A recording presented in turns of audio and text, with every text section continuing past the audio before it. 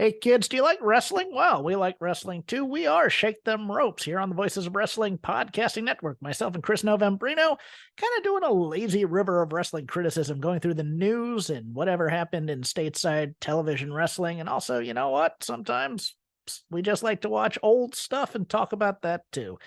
Love for you to give us a listen. If you haven't already, we are Shake Them Ropes here on the Voices of Wrestling Podcasting Network. This podcast is a member of the Voices of Wrestling Podcasting Network. Visit voicesofwrestling.com to hear the rest of our great podcasts, as well as show reviews, columns, opinions, and updates across the world of wrestling.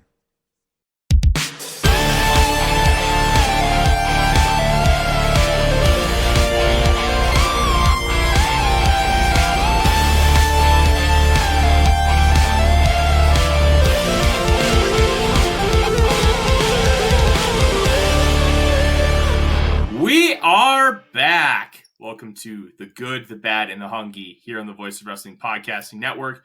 I'm your host, Tyler Fortis. With me, as always, is Fred Moreland, who is getting over the COVID. Fred, I thought this was 2024, not 2020. I know, right? I've got it twice this year. It's been a hell of a run for me. I go to an Indiana Fever game and I come home with one. Hey-o. That was good. Yeah. That was very good, Fred. Thank you. It was terrible. But yeah, Caitlin Clark is for real.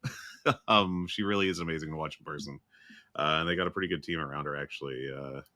Got some improvement to fix because their fifth starter should not be getting minutes on a playoff team, essentially. So they got to fix that. But it's a solid core otherwise around her. So they could do something in a year or two if they don't completely fuck it up. I really think so. I think a couple years we'll see something. I'm really, really intrigued about like what they're gonna do with this draft pick, because one of the interesting things about the like taking Caitlin Clark was the obvious choice. Yeah, you had to take her. But correct me if I'm wrong, but her and Aaliyah Boston kind of it's an odd pairing. It was very much early on. I think they have more or less settled it on offense, but they're still kind of working on it. It is not a perfect matchup, unfortunately, but yeah, they both have a lot of talent. I'll tell you who really fits in well right now is Kelsey Mitchell, who like a couple years prior to Boston and Clark coming in, she was their number one scorer, but that was like when they were really terrible.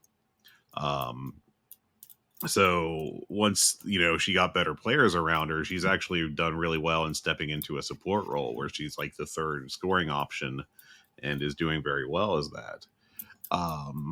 But the small forward spot is just really rough right now. Like they got, I think it's Carrie Lou Samuelson, if I'm not mistaken, who is doing a whole lot of nothing.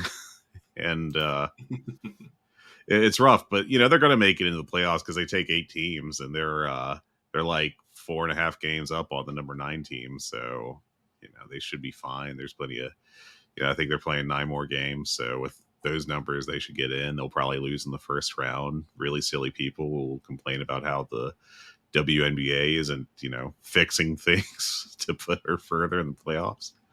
And, yeah, I imagine this is what like the first couple years of Michael Jordan were like if everyone had serious brain damage. So, Fred, you were on a roll today. We were 3 minutes into the show, spicy. And you just had banger after banger. Yeah, a unique experience for anyone listening to me on a podcast. Me doing good things, but yeah, I mean, like it's a really fascinating thing. But talking about fascinating things, it's about football time, buddy, for you. I mean, we got college football starting for real this weekend, not Ireland for real. Florida State is doing very Florida State things. And, Colorado just about got by a Dakota State. That's a serious cell phone there, just scheduling. Well, I don't know why you'd ever schedule a Dakota State team, especially in a game that probably involves paying Dakota State to come play you. And very much nearly embarrassing you. Yeah, I think this game was put on the books a few years back because Colorado's in dire straits. And when you're in dire straits, sometimes you have to take games like this. Yeah. Plus, NDSU fans historically travel very, very, very, very well. The upsets at Iowa and at Kansas State in recent years, a lot of people traveled from Fargo down to those stadiums, and they were loud. They were very loud. So there were a bunch of NDSU fans in the crowd last night as well. So it's good for, like, where Colorado was a couple years ago, theoretically, well, hey, our fans are only going to fill like 25% of the stadium. Maybe we can fill another 20% by getting NDSU to come out here. Yeah. And I'm guessing that was the theory. But yeah, what's important though, Fred, it's not about the fact that NDSU lost. Good teams win, great teams cover, and that is what NDSU did, covering 10.5 points. I am now 2-0 against the spread this year. And let me tell you, I've got 4 picks that I think are going to hit this weekend. Only one of them I feel a little bit unsure about, but I also feel pretty good because just stylistically the matchup just works. The one I'm not so sure about is I got South Dakota State covering 9.5 points at Oklahoma State. That is going to be a very interesting one because SD State's basically the best one, or FCS team right now, right? SDSU is right now what NDSU was for a decade. Yeah. They are going to pound the rock. They have an experienced quarterback who won the Walter Payton Award, which is the FCS equivalent to the Heisman. And they are just dominant in the trenches. They got a senior running back who ran for 800 yards last year as the backup to Isaiah Davis, ready to step into that role. They've got a wide receiver ready to take over for the Yankee twins, who finally graduate after being there for seemingly a decade. They just had 2 offensive linemen go to the NFL, and guys ready to take over for them. They're turning into an FCS power. Their offensive coordinator did just go to Northwestern, so Northwestern football is going to be intriguing to watch early on.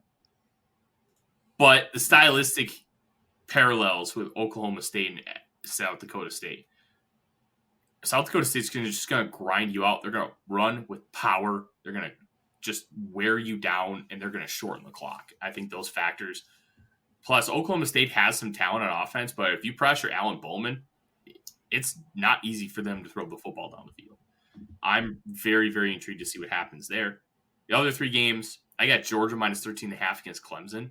I don't trust Clemson at all, especially in Athens, where Georgia gets to play at home. Yeah. Kansas State minus 36 against University of Tennessee Martin, and Texas State minus 31 against Lamar. Usually I don't like taking big spreads, but sometimes the big spreads just work. I fully believe in Texas State's offense, and I think Kansas State could end up putting up 60 against Tennessee Martin tomorrow. Yeah, you're drinking that Texas State flavor aid for sure. I don't know what they'll do on defense, but they're playing Lamar. And last year, Texas State put up a couple 60 and 70 burgers offensively. And Jordan McLeod is a better quarterback than what TJ Finley was last year. Well, let's go ahead and do a plug since we're talking ball, Coach. You and Coach Lanza did a little intelligentsia on the flagship paywall, behind the flagship paywall, I should say. Talked for college football and also a college football game for like almost 2 hours, I think. Over 2 hours. voicesofwrestling.com/Patreon or patreon.com/voicesofwrestling. You'll be able to find that. Yeah, Lanza and I sat down and we just talked ball for 2 hours, and we talked a lot about the college football game, which I know you will appreciate. It was a good time. Lanza and I just sit and talk ball, and it's all of a sudden 2 hours are gone. It's like, holy shit. Didn't even talk about Rutgers, I don't think. We talked briefly about Rutgers. Nothing to write home about. Yeah, not enough. We get some Nunzio talk in there, but there was a lot to get to.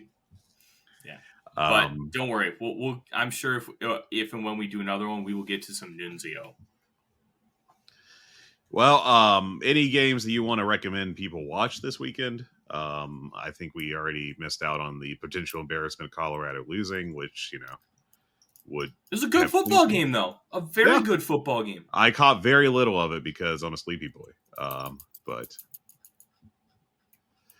I did You put it on me, Fred. You right really at halftime. We watched The Last of Sheila, an old movie, last night, so that was pretty good. Just All I hear are excuses from you, Fred. That's it. Look, it's an effort issue. We all know this. So Penn State WVU should be pretty sick at noon on Saturday. Of course, the big ranking game is Georgia and Clemson, and at 7:30 you got Notre Dame, Texas A&M. So I think those are probably, and then Sunday at 2:30 is probably the other big one. Yeah, everybody should tune in with a screen to South Dakota State and Oklahoma State. I think that has a chance to be game of the week. Yeah, keep an eye on that one. Stylistically, it's Oklahoma State wants to run the football, and then they're going to take play action deep shots. That is their offense. It's been their offense for a long time. It's kind of boring, but it works. South Dakota State runs a very pro-style offense with a complex running game, mainly rooted in power and then inside zone. And then they're going to play action you over the top. They're going to run play action crossers. They're going to take deep shots. Stylistically, it's going to be a really fun game, especially because Oklahoma State was 96th last year in rushing, 122nd in total defense. And this South Dakota State team can fucking ball. High recommend. That game starts at 1 Central Time. So it's a little bit of a weird time, but a lot of Conference USA games start at 1, which actually kind of rules because then when the first slate is done, those games are in the second quarter. I just love how college football staggers their schedule. It just kicks ass. That would be the Sunday game I too. recommend everybody seek out. Sunday is going to have. Sorry, I got a Hungee cat running. There we go. Yeah, it's LSU hosting USC. He's going to crap the bed because this is kind of two programs that like to disappoint recently. So I don't know. I want to see the quarterbacks. Miller Moss and Garrett Nussmeier both got their first starts last year in the bowl game. Bowl games can be a mirage, so I kind of want to hold out and see what happens. But there's intrigue with these teams. Yeah. And I want to see it. One last thing. Did you see Mac Brown Energy Vampire strike last night? Oh, God. With the post-game handshake with PJ Fleck. Mac had himself a feast right there. Look, I don't need another reminder that Minnesota kickers still can't fucking hit a kick. We'll leave it at that. Ugly football game, but good football.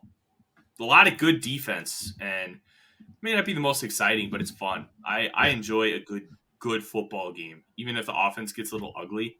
It's because the defenses were so good. Yeah, both teams should be quite strong defensively this year, if I'm not mistaken. So yeah, but let's get to the main event, Fred. Yes, main event. We need to talk about All In. Overarching thoughts of the show. Really good, but not a great show, I think is a fair way to break it down, in my opinion. I think that there are a couple stinkers on this show, to be honest. I thought it really had some letdowns, but now I did not watch the pre-show. And look, I don't know that at this point in time, when I just started the G1 yesterday. I don't know that you can gun to my head, make me watch that pre-show just because I ain't got that kind of time, unfortunately. But, I think they finally did the smart thing, which is get everyone a payday.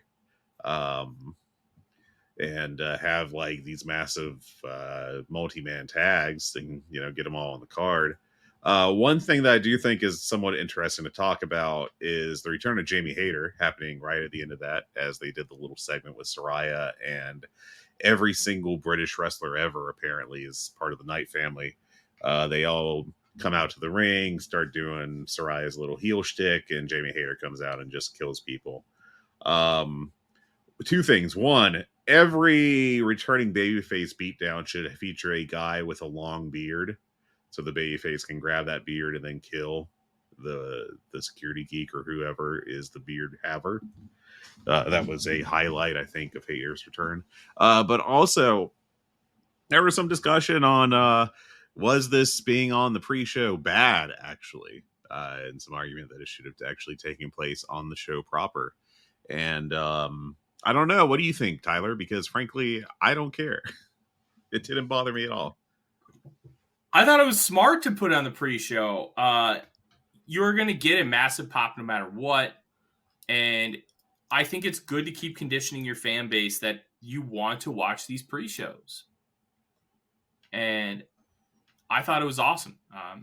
I also think my theory is it was a logistical issue where they just didn't have time to put it on the main card just because of how they had everything else timed out.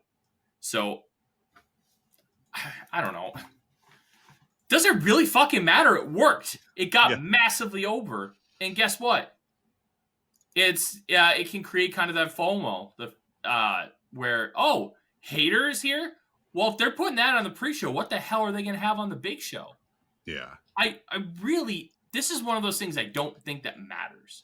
I think if you put Nigel McGuinness wrestling on the pre-show, you blew it. Mm-hmm. Jamie Hayter coming back from injury, to me, I don't care. It doesn't matter. It's how you follow up the return. She went in there and beat ass. It was awesome. It was a great moment.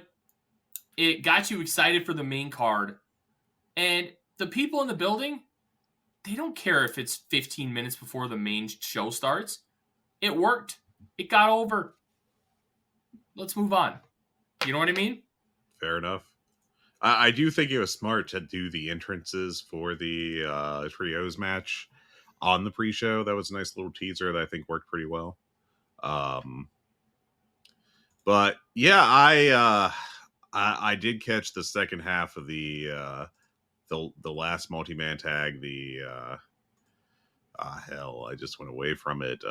Dustin Rose, the Von Erich, Sammy Guevara, and Shibata against Cage of Agony and Mike Bennett and Evil Matt Taven. And I thought it was solid. You know, I wasn't like hooting and hollering, but you know, it would look like it was decent work. So that's the only real other take I have on the show.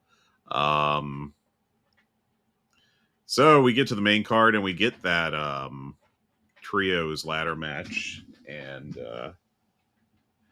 I don't know. I thought this was solid, but not as spectacular as you might think when you hear multi-man ladder match involving, you know, some of the people in this, you know, when you got Pac and Nick Wayne in particular. But those are the only two guys that really have a rep for, you know, just doing crazy stuff. And I don't know. I thought it was not a real spectacular match. I thought it was solid. I thought it was like 3.5 stars, you know, like good. I didn't regret watching it. They also didn't do like a very modern WWE style ladder match where it's, you know, one guy does a big spot and then we just take turns and it just kind of, you know, bleeds together. But I don't know. We had this I thought kind of a surprising win with Pac, Claudio, and Wheeler getting the win here. You know, when they're the thrown together babyface team, but you know, it'll be interesting to see where they go from here and exactly where they line up with some events that took place on Wednesday as well. But any thoughts on this match? I kind of enjoyed it. It was nice that they didn't have a bunch of those stupid high-flying spots. This ladder match felt different because it was a different kind of crew. Yeah. And it wasn't generic. It wasn't, oh, we need to have all these guys on here because of X, Y, and Z. I think it was a great match. I enjoyed it. I thought it was a good start. There were some cool spots. Gave it, I think, 3 3/4, 4 stars. It was, if you're going to do this kind of ladder match, it's good to mix it up. Yeah.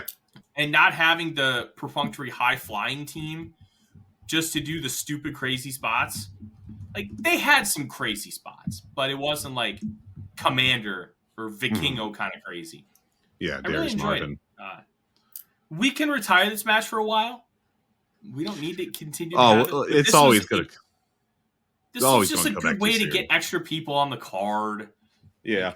A 4-way for the trios titles. Like, nobody cares if it's it doesn't really matter if it's a 4-way ladder match or a 2-way ladder match. It worked.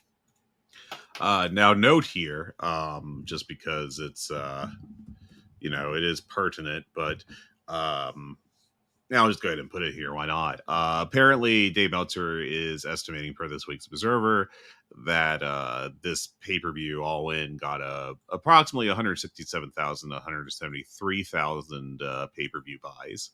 Can you repeat that number? Yeah, 167 to 173,000. Now, the estimate for Revolution Sting's retirement was 180. So, like, barely behind that, which I think is a tremendous number, frankly. I thought All In had a good build, but I missed a couple weeks of TV due to illness and travel. So I can't really speak too much on how things really got heated up or anything. Now, obviously, the ticket sales at Wembley were, you get 50,000-ish people in a building. That's a fantastic success, even if it is down from last year. But like the pay-per-view buys are really good. And this is kind of, I'm going to segue into a thing that I've been thinking about with AEW here, with no real answer, just that's weird, is how disparate their business metrics are. Pay-per-view buys, doing pretty damn good. Like, this was great. The Revolution show was a great number. Even Forbidden Door, which was down a decent bit, I think they went up about 40% in buys from Forbidden Door to All In. However the math, I think 120,000-ish, however that math would work out last time. And TV ratings, solid. They're good. I don't know that they're like great, but still finishing, like this week they finished number 1 on the night with a 0.22. That's obviously winning the night is great. 0.22 is a very solid number. And then you get to ticket sales, and outside of the trip overseas, it is rough, man. It is not good. And it's very weird to me that it's so different, because usually where one goes, the other go. But that is not the case here. Champagne, I think, ended up with 2,300 maybe, which is like almost one half of what they had. Yeah, not even 2053 was the number. I think that's literally half of last year's numbers. So I don't know. It's really weird. Like that pay-per-view number, fantastic, great. That TV number, very good. Nothing to sneeze at. The ticket sales, buddy. That's not good. And I just don't know how to even identify like a solution here other than get hotter, but I don't know. It's so weird that this, that they're usually they all go together. If one is up, then the others are up. But ticket sales for AEW are just really bad, if outside of All In, and that's very interesting and weird and all this. So, who's a draw in this company right now as far as ticket sales go? No one, obviously. No one. Yeah. It's tough right now, Fred. They don't have the trust of the public to put on a consistent AEW Dynamite television show. Now, they still have it when it comes to pay-per-views. They still have it when it comes to big shows. They did just put over 50,000 people in Wembley Stadium, over 50,000 tickets purchased per Tony Khan. So that's got to be like a $5 million gate. So like an average of $100 a ticket. So yawn directly into the mic, Fred. That's really good. They still have rehab to do with their television show, and this week was a good start.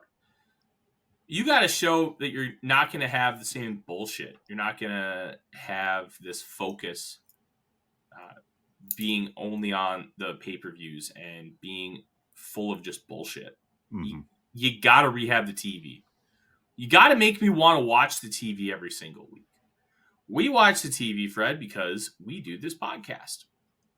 I'm going to be honest with you. There's some weeks where I don't care about watching the TV. Yeah, this used to be appointment like television for me. Yes, I used to ask to open every single Wednesday so I could sprint home and get some dinner and watch Dynamite. It used to be an every Wednesday thing. It was not recorded unless I had to work that night. I watched it live, and it was great. Even during the pandemic, they made some compelling television. Some of it just stunk because there was no crowd. But they kept us engaged. And then once the crowd came back, they went on their biggest boom. And then for whatever reason, if you want to put the onus on the CM Punk stuff, if you want to put the onus on Brawl Out, or just the shift in how Tony Khan was running the back end of his company with all these 27 writers now in the room. Brochachos. I don't know if he called them writers or just 27 people involved in the creative process, what the verbiage was, but whatever it is. Well, it didn't used to be like that. So there are things, and the Brochachos, I think, fucked the company for ticket sales for a little bit. Yeah. And I think they would be best suited to go into these small venues, more intimate. Think about obviously different time, different place, but ECW, in the ECW arena, how special that kind of intimate venue felt for that promotion. You get a rabid fan base, like the people who still support you regularly, and you get them in a small venue. Yeah, you may not sell as many tickets, but your presentation will be significantly better on television. Just look at the Cardiff show last week. Yeah. That show was tremendous. Not only was the show tremendous, Fred, they did a great job in making it feel intimate and making it feel like a big deal. The fan base was hot. You didn't sell that many tickets, but perception matters. If you have 3,000 people that are just going bonkers for everything you do versus 6,000 people that half care in a bigger building, which are you going to take? You might take the 6,000 because you sell more tickets, but your rent's going to be more. Mm-hmm. And I'll take the 3,000 of just going ballistic because you know what? Then the next time you come to that city, maybe you book the bigger building and that 6,000 is ballistic too. Yeah, so maybe. They really need to figure out how they're going to kind of fix this. Frankly, because they can fix it. I think one thing I think they should explore doing is F4 Collision. I mean, they just had the residency in Texas that turned out pretty good. And it definitely helped get a hologram over at a minimum. I think the Von Erichs as well. Breaking news. Luchador gets over in Texas. Also Von Erichs. But, it did work. I mean, they booked those guys well and it worked out. But I think what they need to do, or they should, I think this would be beneficial to them, my dumb idea, is that they should just set up Collision in Daly's place for 3 months or 6 months or something like that. I think that would work out really well for him. It's kind of your home base. There's the big emotional connection there. It's a smaller place, but it's always typically loud. Frankly, it'd be good if you got, the kind of NXT fan base that loves what you're doing, because early on the fans loved whatever Tony Khan and AEW were doing. They had that connection with the fans. They've lost that. And maybe, getting a hot regular crowd, in Daly's place would really help them out here. Just an idea, but I think it'd work to their benefit probably. And it's honestly at some point, the primary financial factor for AEW is going to be TV money. Especially once they sign this deal that they will apparently sign at some point. My God, just please do it. But it's, I think it's far more important to them as a business to to have those hot crowds, to have the buildings feel special, to help elevate the TV show, than it is to, instead of selling like 1,000 tickets, selling 2,500 in a much bigger arena. The number for I'll have to look at this real quick, but the numbers for Arthur Ashe are atrocious right now. I got to pull this up here on the Twitters, so give me a second. But like that number is really, really bad. They have I mean, they're in Rupp Arena and next week, and they have oh buddy, would you like to guess the setup of the number of tickets distributed? Setup for Rupp? Yeah. Now, point of reference for those playing at home, Rupp Arena is able to seat about 20,500 for basketball. I'm gonna guess they have it set up for 77. You sweet summer child! It is 3,301. That's what it's set up for. About 1/7 of the building, almost. Christ Almighty! Tickets distributed. You want to take a shot there? 1,200. Okay, so you're mean to them this time. It's 1,715 right now, but still, it is. They're not even 10% full in that building, versus the basketball attendance. That is god awful. That is really bad. Let me get that Grand Slam number up here. Okay, so this is from 8 days ago. The latest is that the setup for Arthur Ashe, a building that they've done. What was the previous attendance in there? Like 10K? Is that right? Because that feels right. Wait, in Rupp? I no, think Arthur. Like we're 6. talking Arthur Ashe. Arthur Ashe. It was 20. Last year was 22, 14, and 9.8. Last year was 1,100 or 11,263. Right now, they broke 11. Yeah, they did. Right now there's a few weeks left, but still, it is set up for 4,800, and 3,600 tickets are distributed. Like, God Almighty, these ticket sales are just the worst. They're really bad, and I mean, it's a major issue for them. Rupp is going to sound so bad. I will tell you that right now, just because that's a big building and they are not putting a lot of people in there. It's going to be cavernous. It's going to be awful. Half the building is like not even set up for seats. Like they're literally tarping off half a building. And it's an NBA sized arena, so that's going to be a bad time.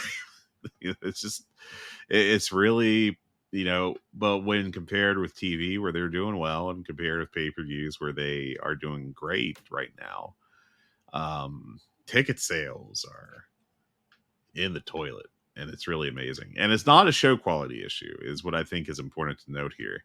Put in the normal thing here for, it's cage match, blah, blah, blah, blah, blah, whatever. It's still probably the best metric we have. Since April 17th, the cage match rating for these shows, the lowest it's dipped is 6.85 for the Winnipeg show. Every other show has been at least a 7 out of 10. And they've, like Beach Break in Chicago on July 3rd hit 9.09 in that fantastic show. They've had the Fairfax and Des Moines shows went over 8, as did Blood and Guts. Cardiff is almost at an 8. It's been a quality show for a while now. It's not like, we aren't having the issue with, the bad Berchacho storyline or anything like that. So this should all be, reasonable to work with, I guess, is what I'm trying to say. Like, this should be appealing to consumers, but it's just not. And, yeah, I don't know. It's very, very odd, but I just had to bring that up since we're kind of talking about it. But we'll get back to All In here. So we had that Trios ladder match. And then we had Mariah May versus Toni Storm for the AEW Women's title. I don't know. This was a weird match to me. It wasn't bad, but it was, I think, a disappointment considering what we think of with Storm and Mariah May in terms of their in-ring ability. We had another cursed I can't hurt this person NXT, why am I so violent kind of segment in this match or portion of this match with Toni Storm, which can't bring herself to hit Mariah May with the shoe, but then she immediately hits a pile driver. So, like, you know, come on. Mariah May ends up winning with her own version of the Storm Zero. I went 3.5 on this as well. I think like it was not bad, but it wasn't exactly a classic, I thought. I think I went 4 stars plus. I thought the work was good. I thought the violence at the beginning was really good. I love that Mariah got bloody. They had me until the shoe. If you just take that part out, I might go 4.5 on this match. I really enjoyed it. I do think that they have a lot better in them.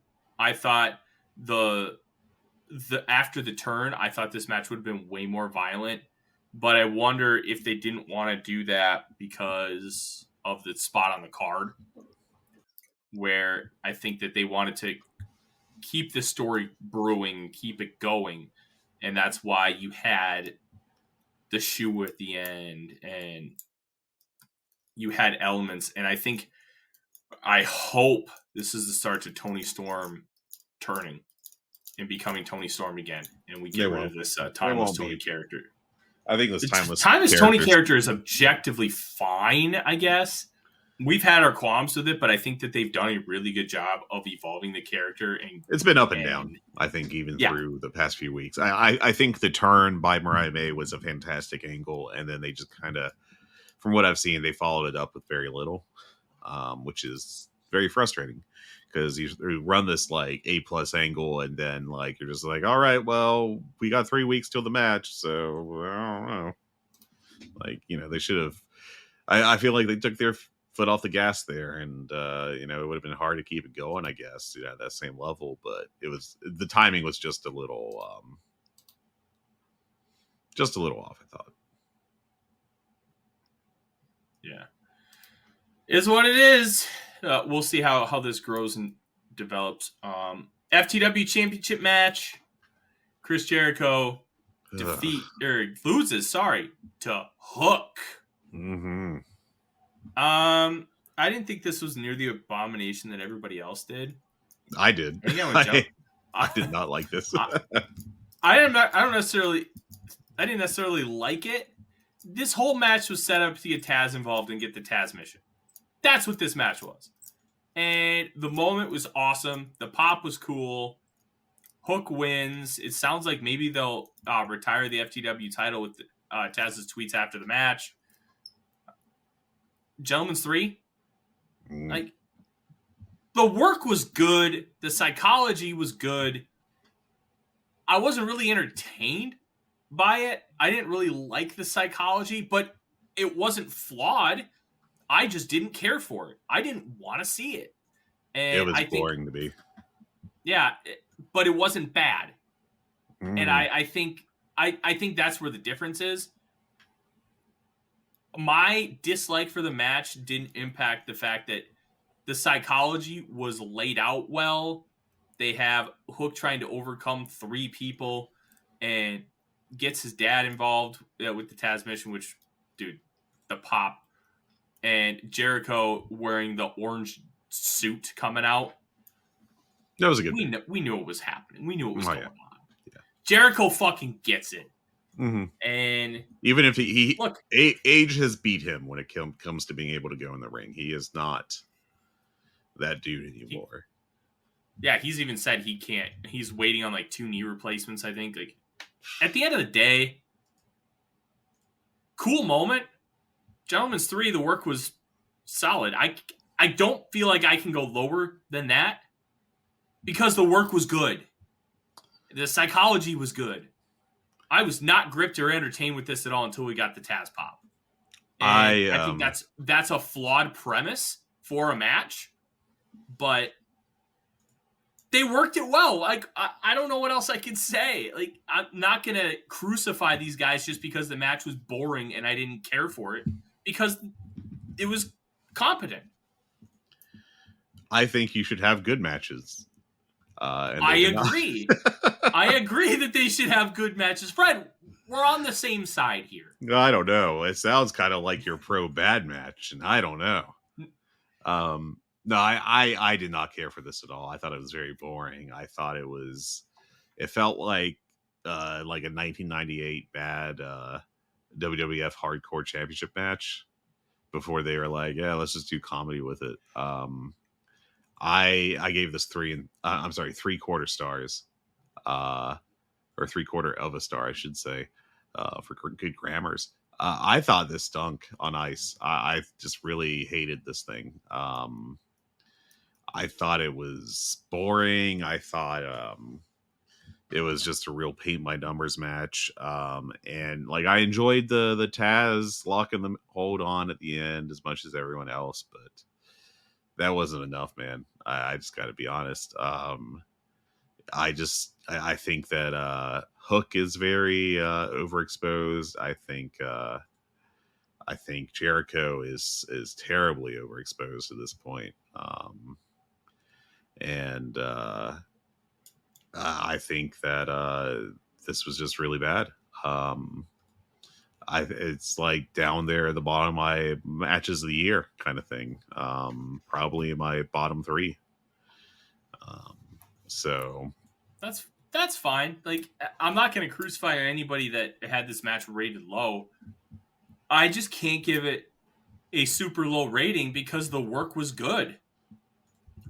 I just don't find that fair, because I found it. I just don't think the work was that good. Unengaging. So. I guess that's where we'll differ. Yeah, like 100%. It was unengaging, not entertaining. I did not like how the psychology, but I have to concede that the work and the psychology were good.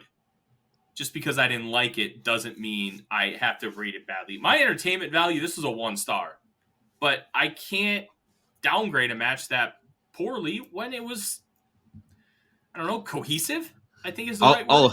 I'll let you in on a secret. You can, and you should.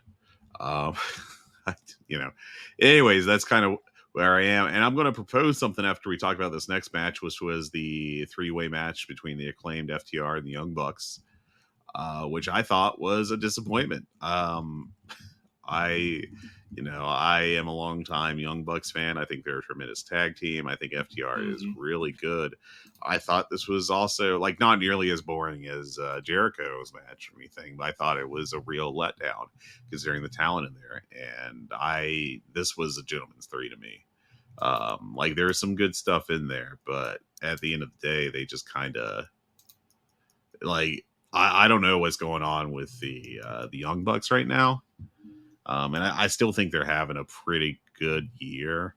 But I think that they're very much in a funk of some sort. And it's really unfortunate because, they should be having being in position for a fantastic match with, grizzled young veterans whenever they do that. And we'll discuss that here in a second. But I just thought that, this was just a real letdown.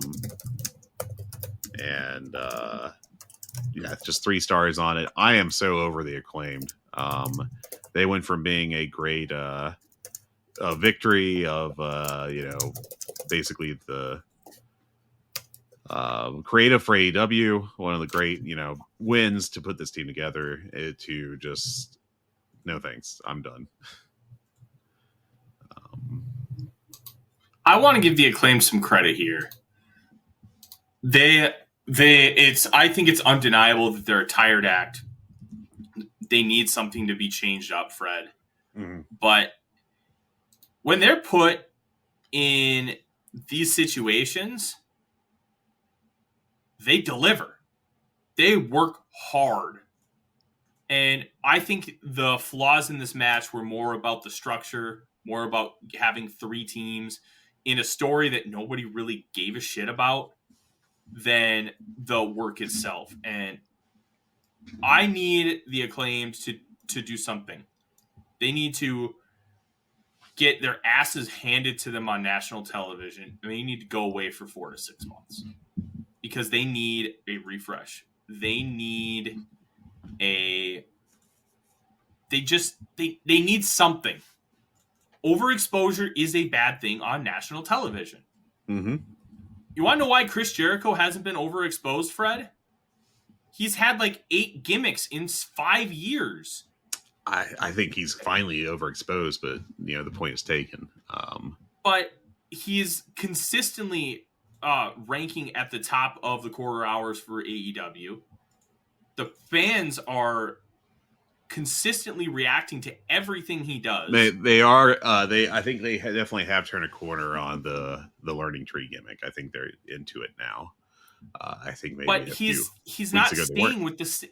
He's not staying with the same thing too long. He realizes once it's done, I need to move on. I need to shift my focus. And he's doing that. And he's doing it consistently. And by doing so, it's keeping him fresh, keeping him from, even though he's on TV every week, from being overexposed, because you're not overexposing a certain aspect. You're not overexposing a single gimmick. Le Champion, the Ocho, the Learning Tree, the Jericho Appreciation Society, the Inner Circle. He's done so many different things in different iterations of himself. But once he realizes that it's time to move on, he moves on. And the Acclaim, they haven't done that. And that, to me, is the problem. That is a problem for sure. The Acclaimed need to change it up because of the Acclaimed. They are tired. They are boring. It's not the effort. The effort and in-ring work in big matches is there.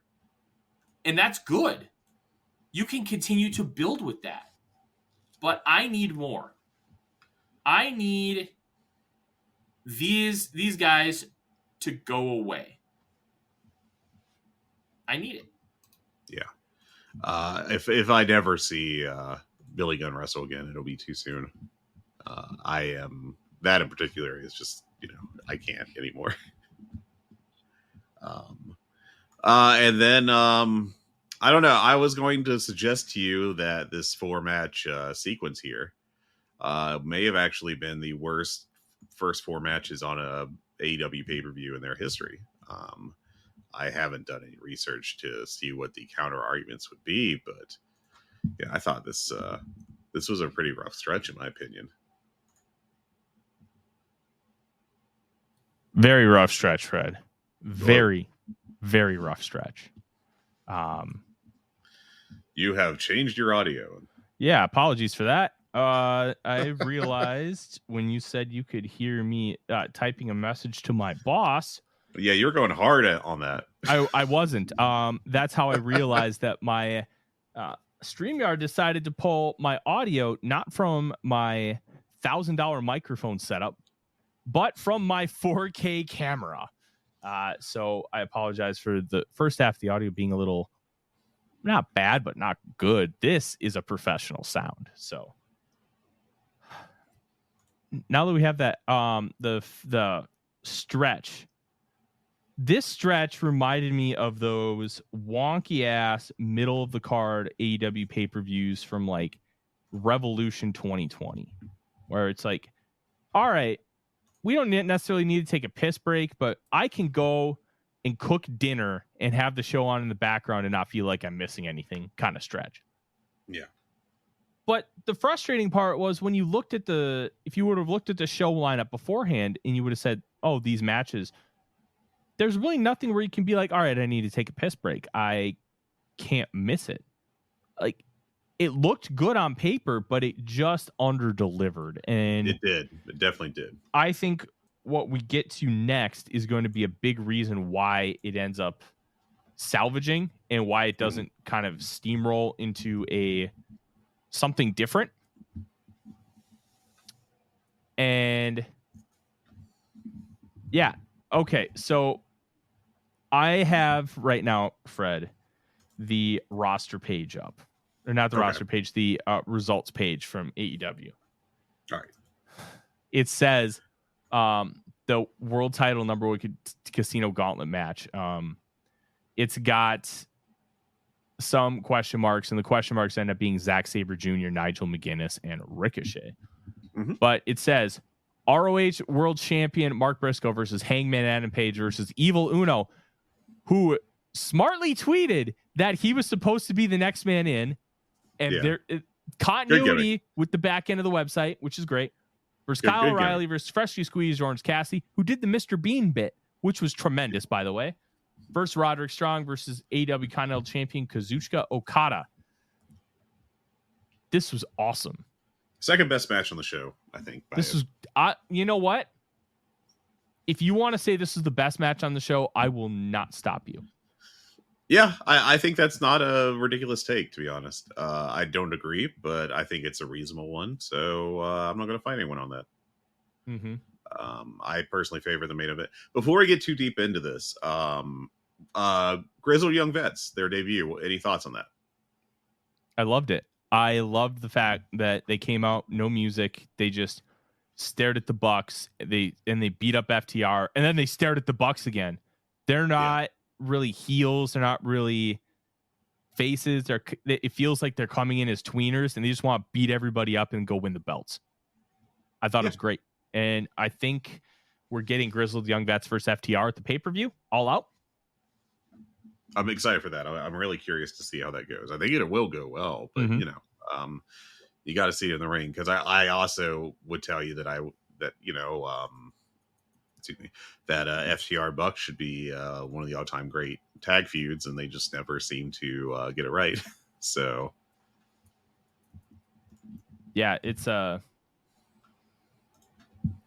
stinks because they should be able to just have great matches, but there's something holding them back. I'd love to see them in a real blood feud, like a blood feud. Maybe that's what we're going towards. I don't know.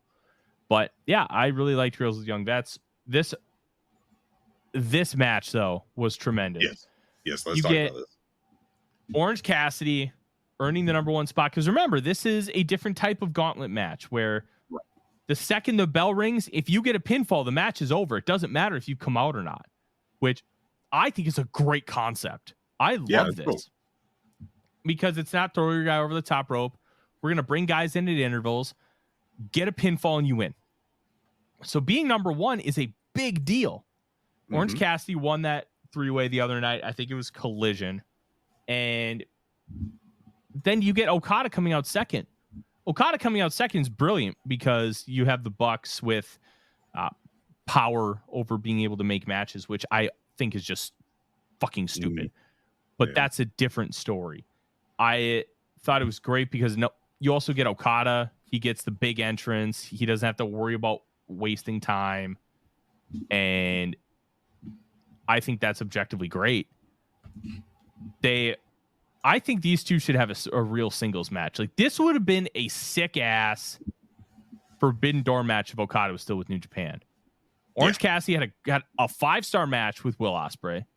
Had a 4.5-star match with Zack Sabre Jr. Why couldn't he do the same with Okada? I think he would.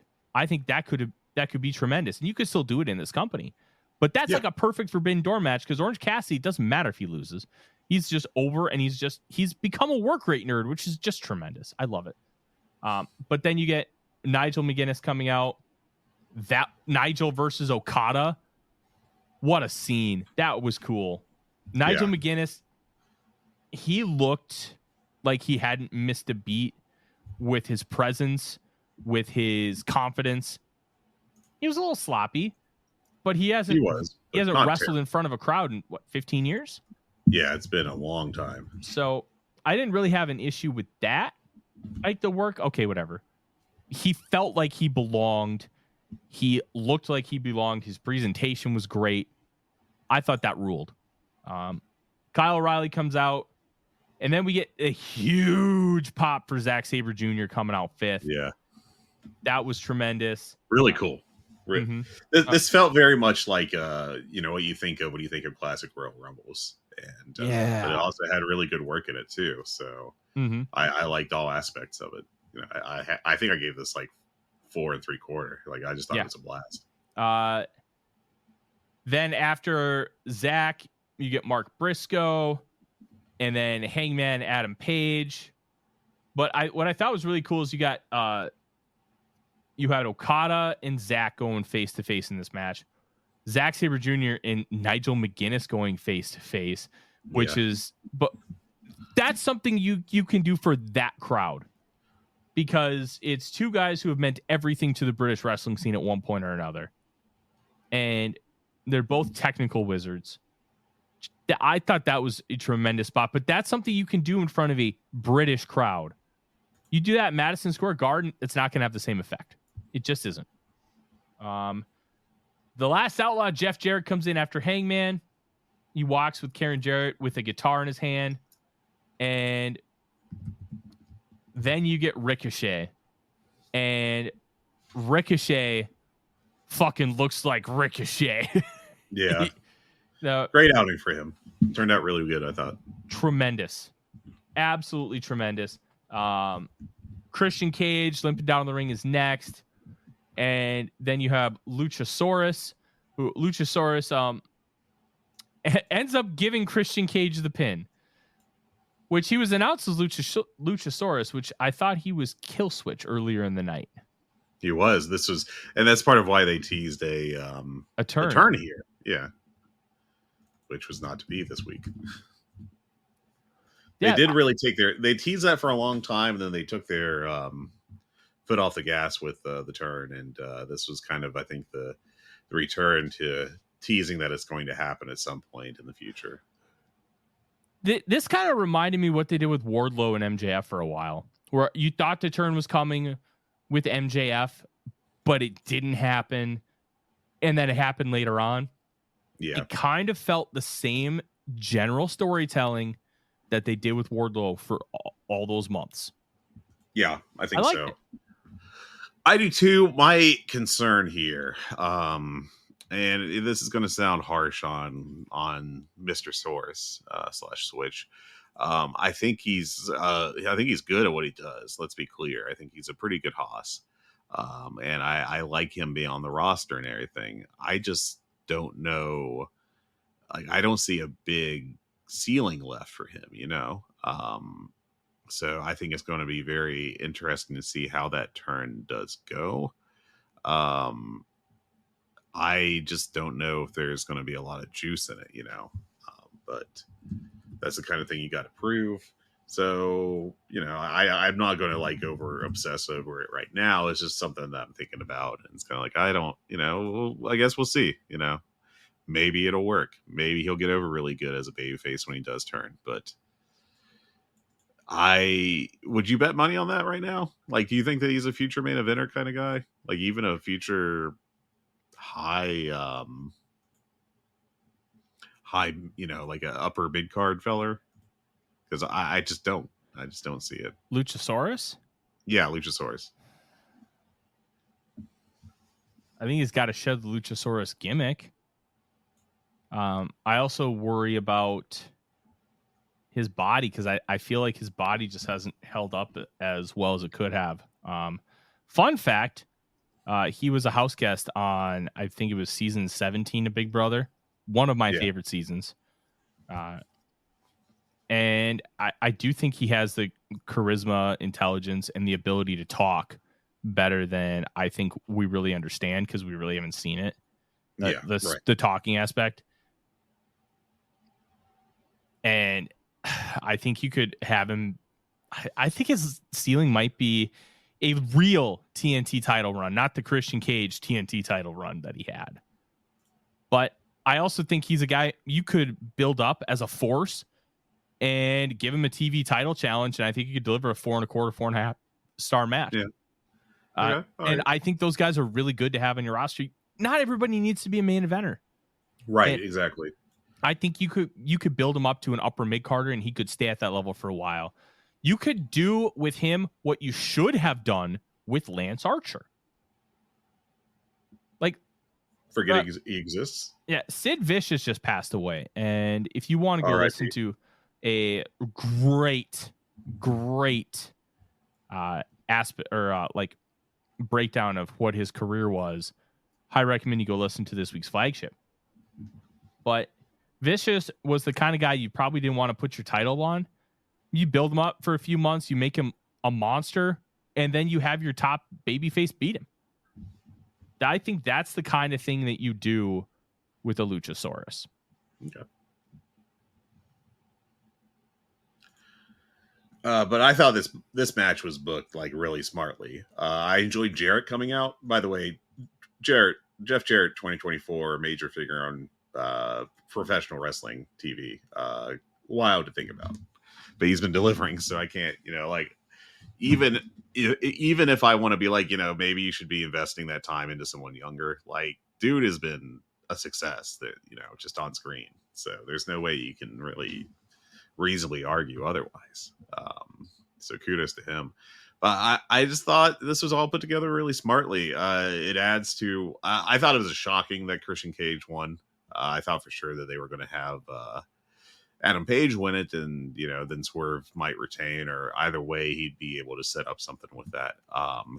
But they added to the frustration he's been having, and I thought that was very interesting in a good way booking. And I thought this was a lot of fun. I liked it a lot. Just tremendously put together match, I thought. Mark Briscoe is an amazing worker, by the way, it has to be said. Mark Briscoe. And this was a match filled with amazing workers, but my God, he's so good. He could win the AEW World title.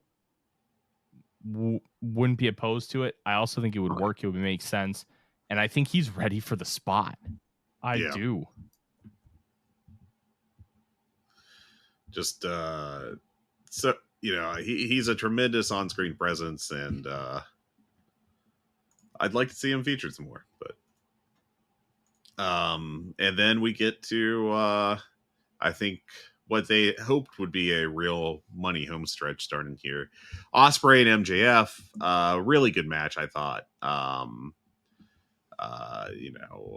MJF doing the whole, as you would expect, the heel gimmick, but I thought this was not like it was a little disappointing just because of the names you have on it, but it ended up about as good as it was going to be with that match structure they went with. Went 4 1/4 on it.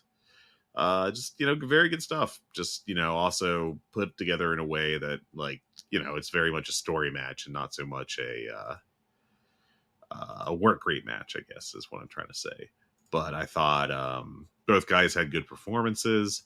I like the return of Daniel Garcia. That was a nice way to set up a feud between him and MJF.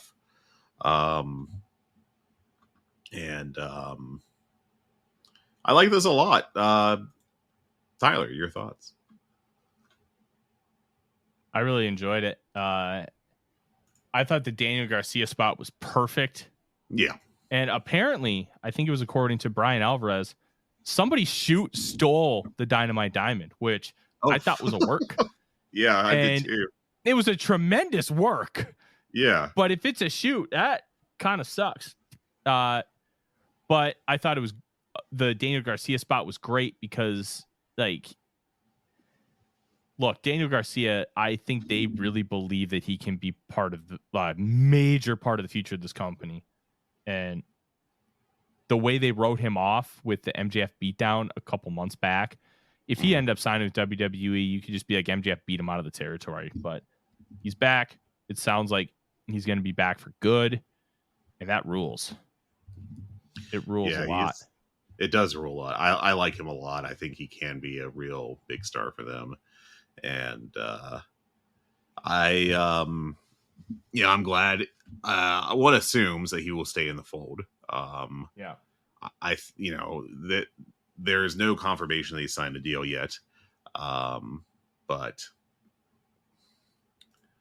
I thought he had a really, really good outing and a good run-in, I should say. And it'll be interesting to see where they go with him. They showed some of it, on Dynamite this week. MJF, I am glad that we're done with this very silly American Championship thing. Kudos to Will Ospreay for not even touching it. That rock. Yeah, that was a nice touch. That part of the pun, or not even a pun, just repeating the word. But yeah, I thought that was really smart. And hopefully that is it. Boy, I am starting to have serious questions about MJF's creative ideas, because this is at least the third high profile kind of like a clear MJF idea that did not work out, in my mind. Now, the match was very over. This was not like the Brochachos or whatever. I thought the build was very disappointing, which is where my criticism of it really comes in. But I think this match would have been just as over without going into the, USA #1, Hawk Patui, UK stuff. I just don't think that worked at all. But, I thought he had a good outing in the match, and I liked it. Very good match. Very good match. Now let's get to arguably the worst match on the show. Mercedes Moné versus Britt Baker. Mercedes Moné wins with that stupid looking gory special flatliner. I hate that move so much. It does not work. I think if she were a powerhouse, that could look really cool. Who might be able to do it is Camille, frankly. If Camille did it, that'd rock. Yeah. Because there's an element of, well, I can actually throw you around. I don't get that from Mercedes at all. And that's not an insult. Mm-hmm. It's just kind of reality. Yeah.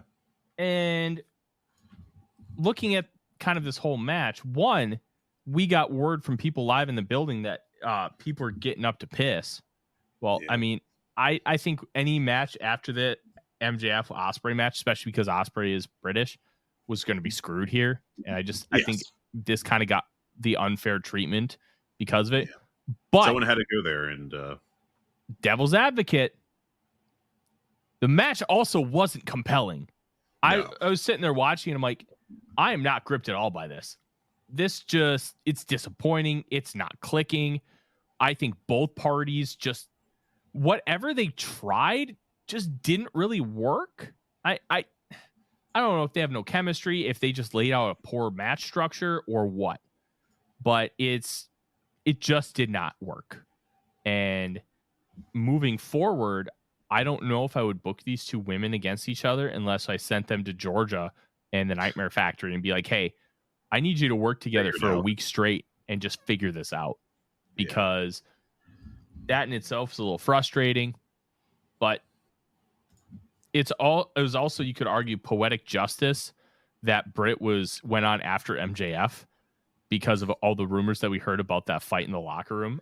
Yeah. I'm not going to get into that, but there was some of that going around.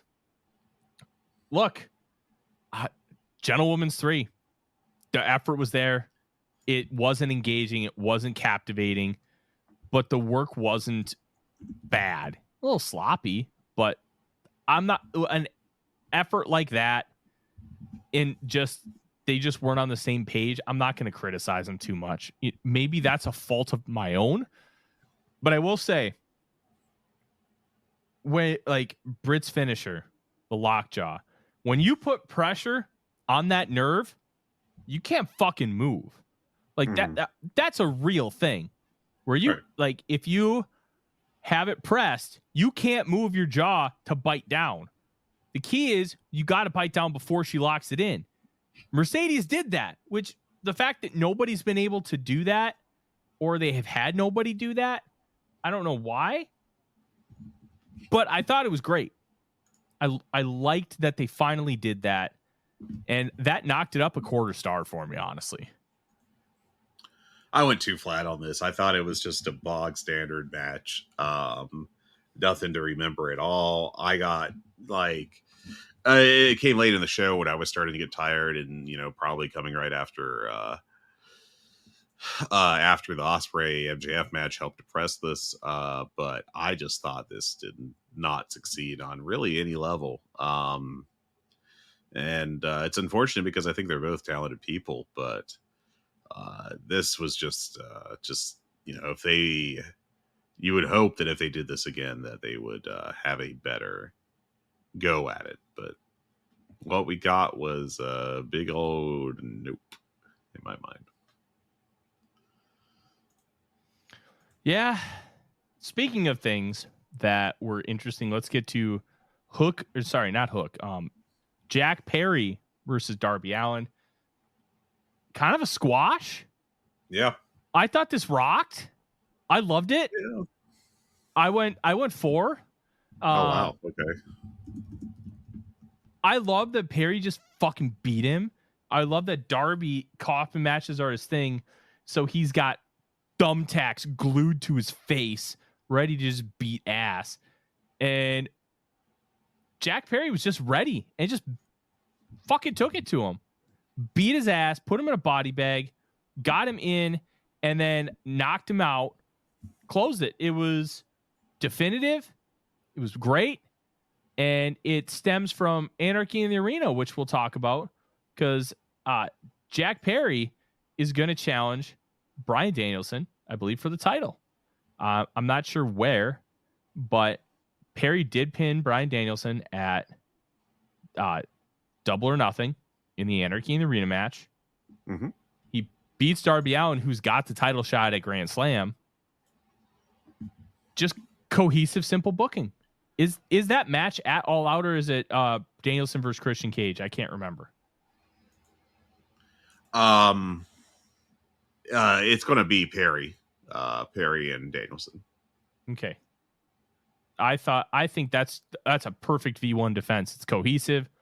Jack Perry can lose to one of the greatest wrestlers of all time with that momentum, and then it just makes him 1-1, even though that first match was Anarchy in the Arena. Yeah. But it's still 1 pin versus 1 pin. And I think this could be a huge spot to really make Jack Perry. They've done a lot of work. Perry's done a lot of work to rehab and not be Jungle Boy. And I'm fully bought in. I'm buying Perry stock right now. Yeah, I thought he looked good in his return match. I actually just watched that because it's on New Japan World now. A few months ago, the one in New Japan, and I think that he's come off as a star. Match quality hasn't always been there, I will say, since he's come back to AEW. I think some of that is opponent dependent, but all the same, it's up to him to have great matches as well. But I do believe that he's going to succeed and he's going to have a great run. So that's all really good. I think that he, I think he's going to be a star. I am very intrigued into how this match will go. Now, I can't imagine it not being a good match, frankly. Danielson's just too good, and I think Perry is too capable to completely lay an egg. I mean, the only time really that I can think of Danielson having bad matches was either when his neck was completely ruined after WrestleMania and he had to wrestle an Ancient Kane, and then the series with Big Cass that was just Cass at just about the peak of his personal issues.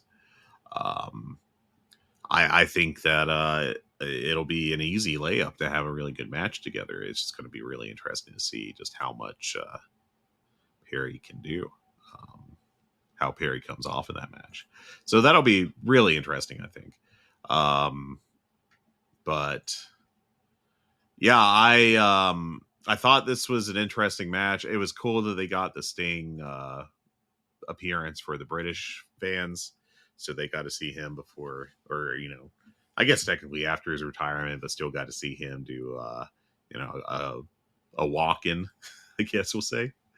But I thought this was, I really would have liked to have seen him do this match as a whole 20-minute, give him actual time to go all out thing. But what we got was pretty solid, 3 3/4 on my end. I liked it. So, and then we got the main event. I gotta say, when we start talking about the main event, one, I did not think they were over the top with the inclusion of Birdie and Bree.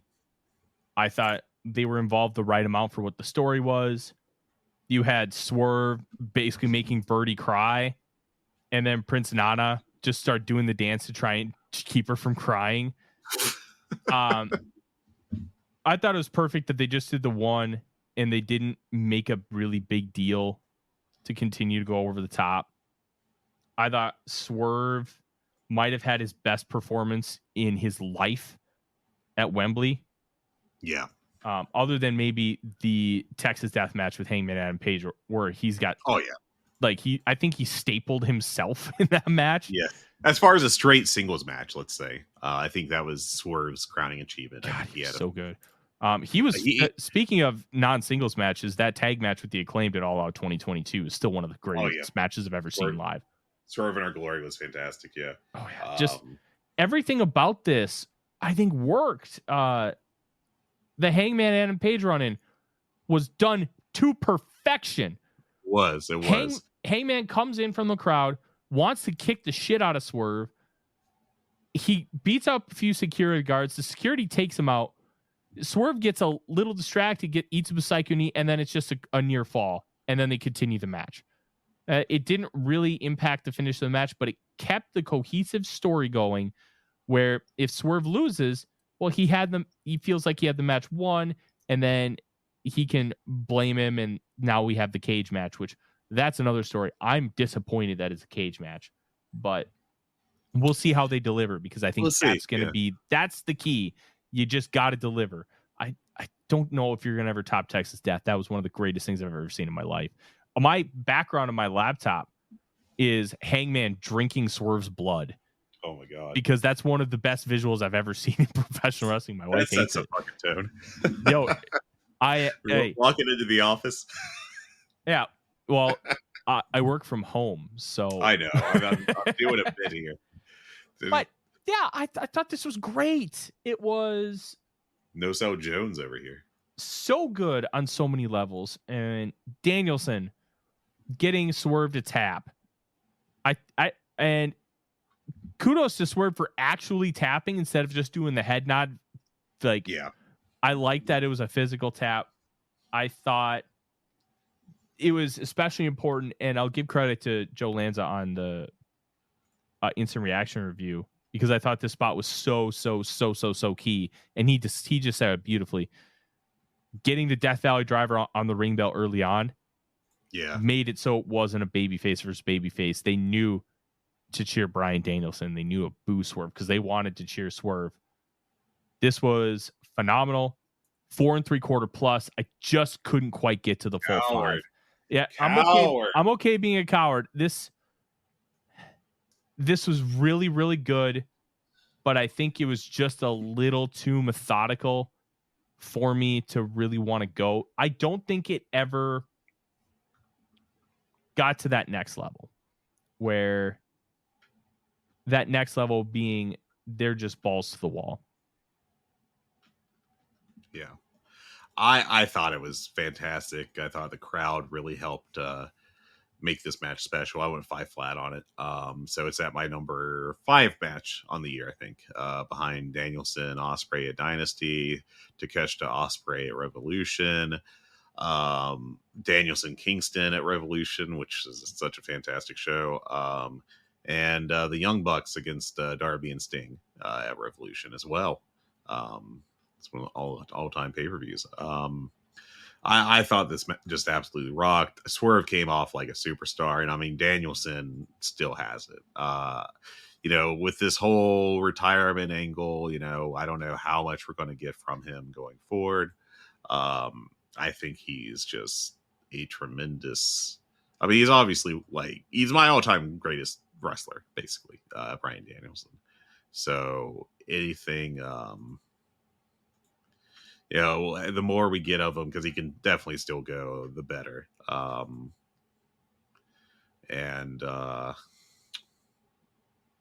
love this match. I thought it really, this is what I think MJF and Adam Cole wish they had last year, because this was just a super success. Yeah. Overall, I thought this felt more like a moments kind of show. This was a big venue show. It's like a stadium rock concert versus playing at a local club. Was it Joe that said this was a work rate WrestleMania? Yeah, and I think he's spot on.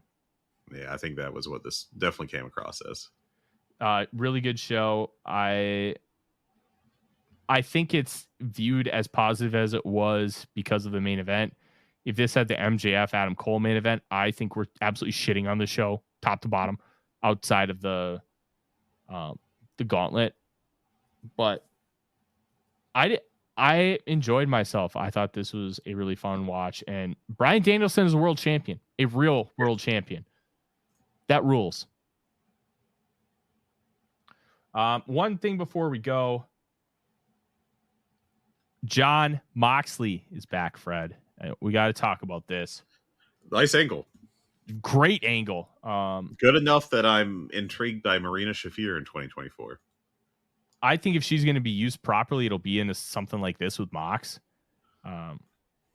But Moxley looks at Tony Schiavone and says, this is not your company anymore. No reference to the Blackpool Combat Club. He dressed like Kim Possible, which was phenomenal. Black shirt, olive gray cargo pants, just awesome. And he comes out to... was this his original AEW music? Or was this... I think this was the original AEW music, or because I don't think it was the New Japan music. Is that correct? Because both of those are similar. Yeah, I think it was his New Japan music. I'm pretty sure. Okay, well, either one, it's not Wild Thing. The video was packaged in the back, did not have Blackpool Combat Club, and it was awesome. And then they attack people backstage. Marina Shafir beats the shit out of people. I want to know where this is going. I'm glad to have Jon Moxley back. Jon Moxley in AEW is objectively great. I would love to see Moxley turn heel on Danielson. I think that would be an A+ feud. I think I kind of wonder if Mox's big problem this year has been just he doesn't feel like he's had much to sink his teeth into. And I'm hoping that whatever he's doing, restores the feeling for him, because I think he's still a fantastic wrestler. And I think it's we can get him like fully heated up and everything, it'll be for the benefit of everyone. Yeah. I have a comp to throw at you, Fred, about Jon Moxley. All right. Is he a work rate Sandman? Yeah, I can kind of see that. It's not a perfect 1-to-1, but Moxley can put together a 4.5, 5-star match. Yeah, and it's got to be the right opponent, right style. But even against a bad opponent, he's still putting up 3.5, 4-star matches. Like, but the vibe, it's all about the vibe with Moxley. It's his aura. Yeah. It's his persona. It's not, I'm just a work rate nerd in the ring. It's a real vibe thing with him. And I kind of dig that. I think it's really essential for him to be invested in what he's doing. I think you got that in his very early run with AEW, like that Omega feud and all that stuff. He was 100% on board with. And I think he's been kind of bored this year with AEW. And I think that kind of showed on TV at points. I think it's good that he took that time off. I'm hoping that he is reinvigorated, and I'm very interested to see what's coming next with him, because I think he's really important to AEW. So, yeah. All I know is AEW is going to be really fascinating to watch over the course of the next, I don't know, few months. It feels like Tony Khan put his big boy pants on and is just throwing his weight around. And I think that's good for pro wrestling. I think that's good for AEW. We'll know how this run is going to help ticket sales in about 3 to 6 months. Yeah. Ticket sales are very cyclical. You don't see a massive spike until you see a massive run. And that kind of sucks, because when you're evaluating it from the perspective of the company, well, this isn't working. You have to give it time. Well, maybe you don't have the patience to give it time. And that can be a good and a bad thing. because sometimes if it's not working, you need to pull the plug and you need to do it now. But sometimes you just need to be patient. Like Tetsuya Naito getting his Tokyo Dome moment. That patience paid off in such a big way. You put 70,000 people into the Tokyo Dome over 2 nights because you were patient with that story. Yeah. Now, will they be patient with how this run has already started? Will they be patient in allowing things to play out? And will Tony Khan do the right things in order to make it happen? I believe he can. I need to see it. But this is a really good start. Yeah. I thought this was a great Dynamite. 3 great matches on it. I was surprised by how much I liked that 8-man tag. I thought it was excellent, actually. I went 4 and a quarter. I forget which on it now. Paige Ishii was great. And Ricochet Fletcher was a little disappointing just because I had higher expectations for it, but I still ended up at like 3 3/4. So like it's a damn good match. I think we forget that Fletcher's got this sky high potential, but he's stupid young and does not have a lot of singles experience. Most of his experience is in tag. So I like Fletcher wasn't bad. I think we just put too high of expectations because of what we know Ricochet can do and what we believe Fletcher will become. But we have to remember Fletcher's not there yet, and that's okay. Yeah. And one thing I got to mention real quick, and then we'll finish up here because I think we're coming up on your out. Mm-hmm. Boy, we sure as hell had a NXT as hell segment on this Dynamite with Private Party requesting entrance into Mercedes Party, and then Okada coming out and just calling them bitches, and it was the most like straight out of the Orlando Performance Center I've seen on AEW TV for quite a bit. Something to watch going forward. Okada, I don't like how we're using Okada. I don't. Mercedes is getting lots of talking time, and that's the thing she's worse at. And I don't know. I just don't like this kind of segment on AEW. So, yeah. That'll do it. Good, the bad, and the Hungee back after a too long of a hiatus due to multiple factors. We'll be back next week talking more All Elite Wrestling and trying to figure out what this all-out card will look like. We've got some more clarity, but I'm sure we'll have more once we see Rampage and Collision. Till then, I'm Tyler. He's Fred. Go Texas State. see y'all. Hey kids, do you like wrestling? Well, we like wrestling too. We are Shake Them Ropes here on the Voices of Wrestling Podcasting Network. Myself and Chris Novembrino kind of doing a lazy river of wrestling criticism, going through the news and whatever happened in stateside television wrestling. And also, you know what? Sometimes we just like to watch old stuff and talk about that too. Love for you to give us a listen. If you haven't already, we are Shake Them Ropes here on the Voices of Wrestling Podcasting Network.